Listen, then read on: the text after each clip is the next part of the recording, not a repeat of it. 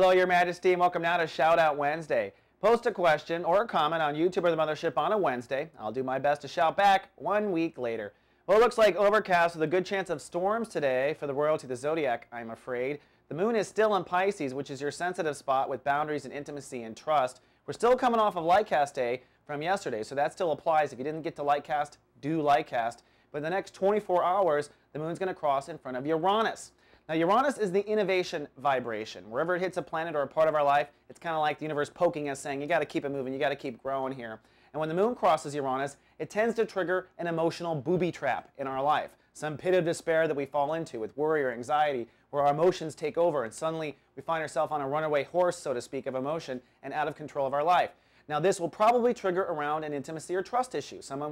It'll look like someone's betrayed you. Someone will have betrayed you. You'll worry that you won't be able to trust yourself. Maybe you're freaking out that you can't trust yourself in a certain situation.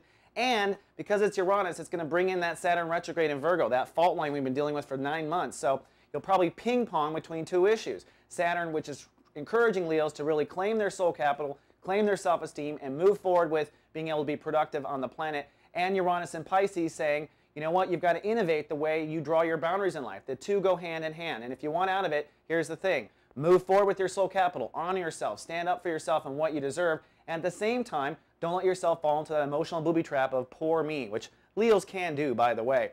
Now for our shout out, it actually goes to Steve on the Mothership, who asks a question about comets. What role do comets play in modern society? Well, you know what, Steve? I don't know. I really don't know. I don't see it very often. I don't read things about it very often. I think probably because comets have they have really long cycles and orbits. I don't know if astrologers are alive in one lifetime to be able to really witness the effect of a comet in a person's vibration. I imagine it does have an effect. I'm sure every gravitational body has an effect. For instance, just as another side, a lot of astrologers pay very close attention to large asteroids in the asteroid belt, and apparently it's very helpful and predictive. But you'll probably know, as studying astrology, it's hard to be a master of this. There's so much to learn. There's so many bodies out there in space. So if anyone out there knows anything about comets, let me know. I'd love to learn.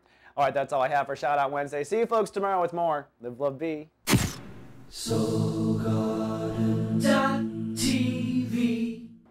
Hello, Christopher Witecki here, your friendly neighborhood astrologer.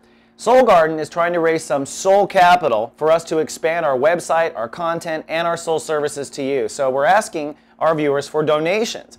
If you have a little extra soul capital of your own, you want to be part of this magical process, us preparing for the age of Aquarius, then please navigate to soulgarden.tv/love/. Live, love, be.